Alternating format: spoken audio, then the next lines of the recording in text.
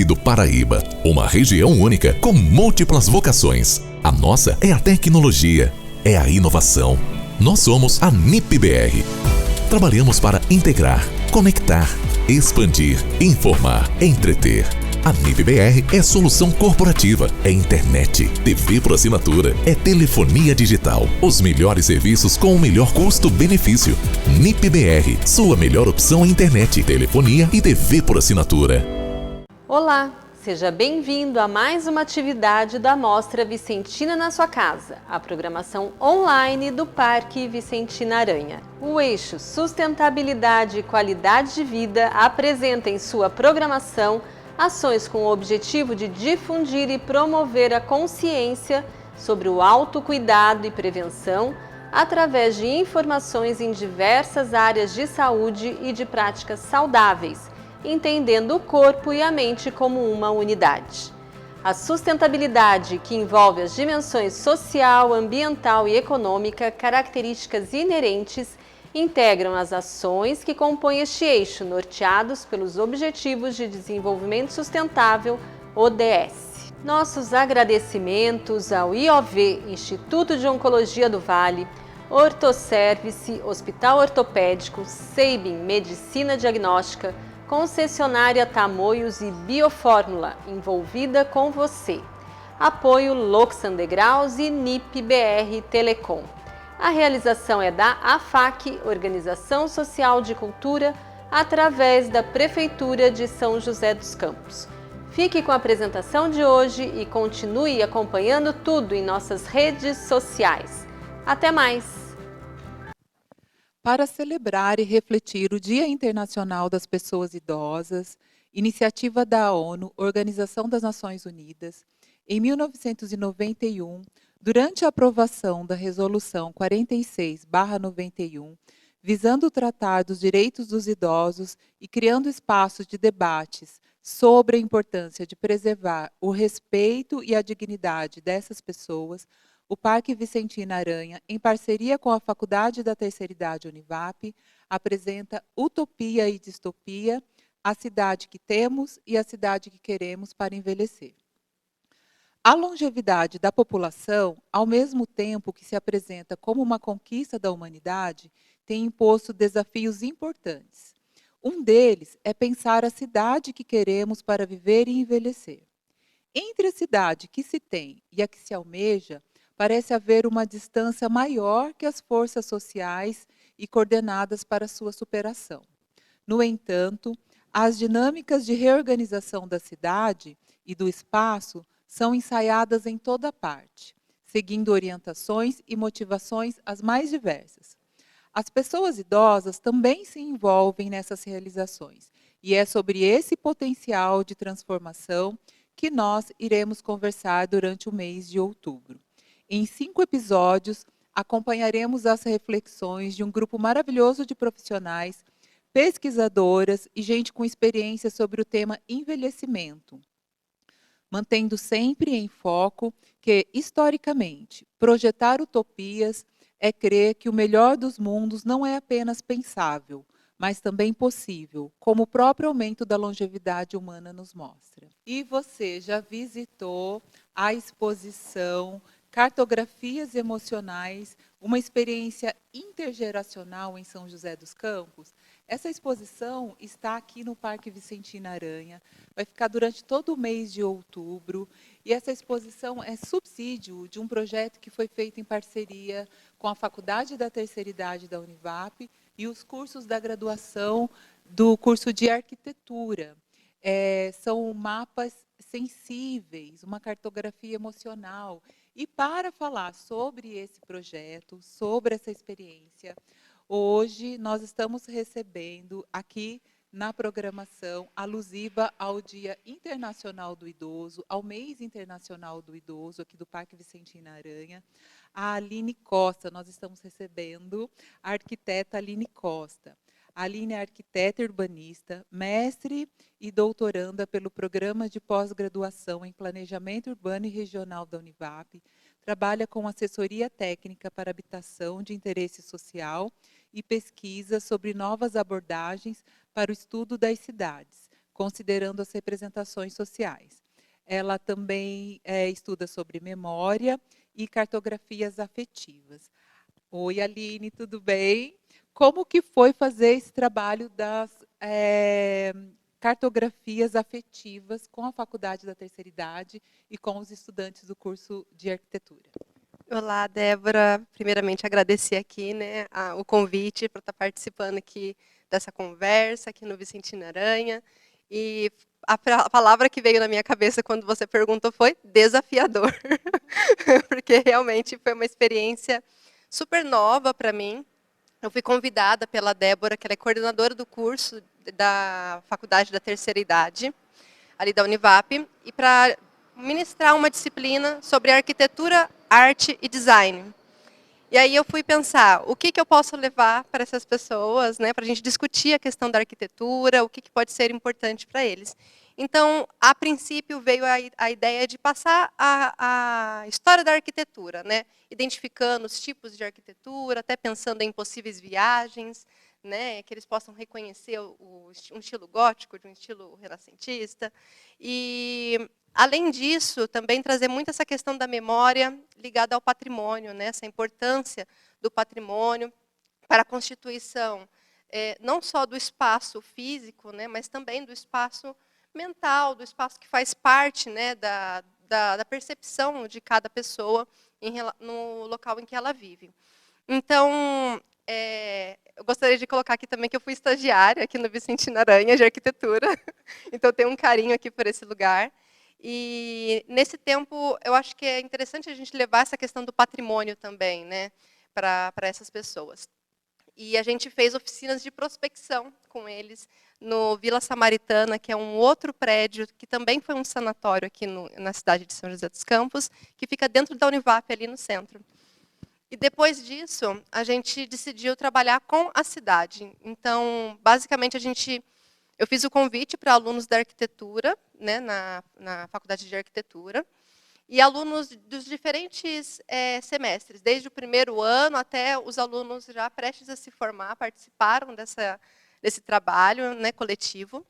E a gente conseguiu fazer grupos, um para representar cada zona da cidade. Então, a gente tem mapas que representam o centro, a zona sul, zona leste, zona oeste, zona sudeste. E a gente decidiu pegar a moradia de onde esses idosos da terceira idade eles moram, né?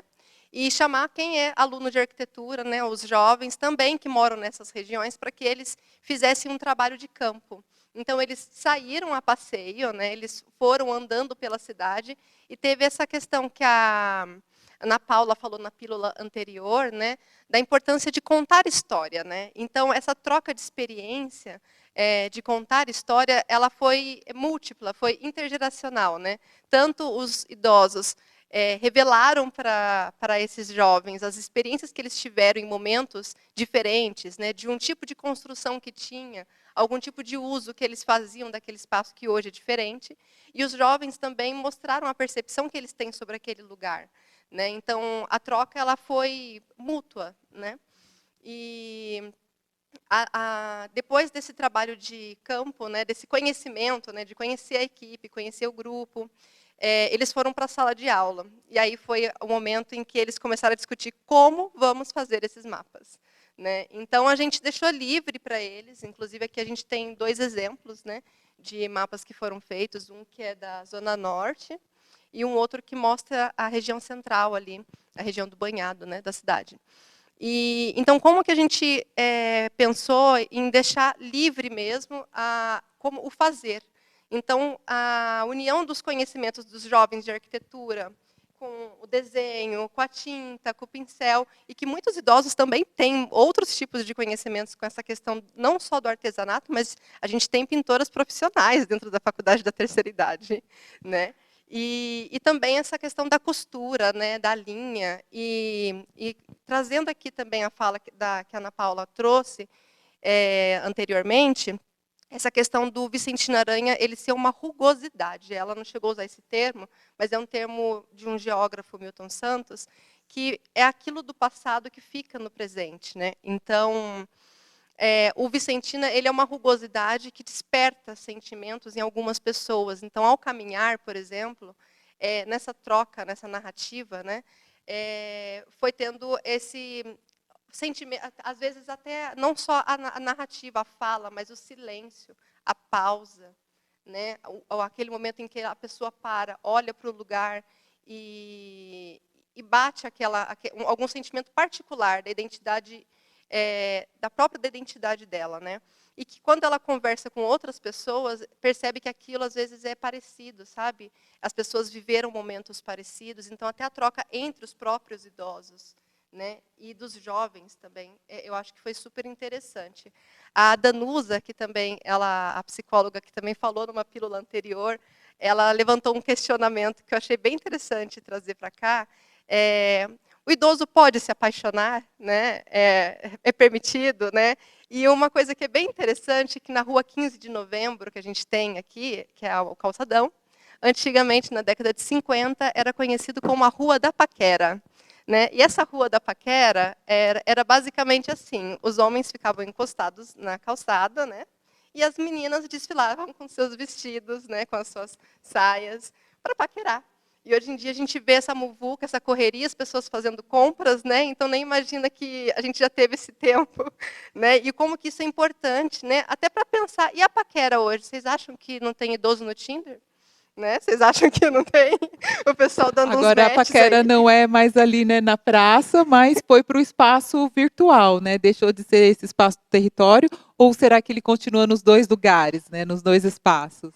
É uma boa pergunta, né? Eu acho que aí a gente pensa na questão do indivíduo mesmo, né? Tem gente que às vezes é mais recatado, não, eu não vou conversar por celular, mas eu me surpreendi, assim, sabe, de ver como que a interação deles é intensa mesmo, sabe? E o amor, o carinho, o afeto. Eu acho que isso foi bom para os jovens também, porque são muito tímidos os jovens de hoje em dia.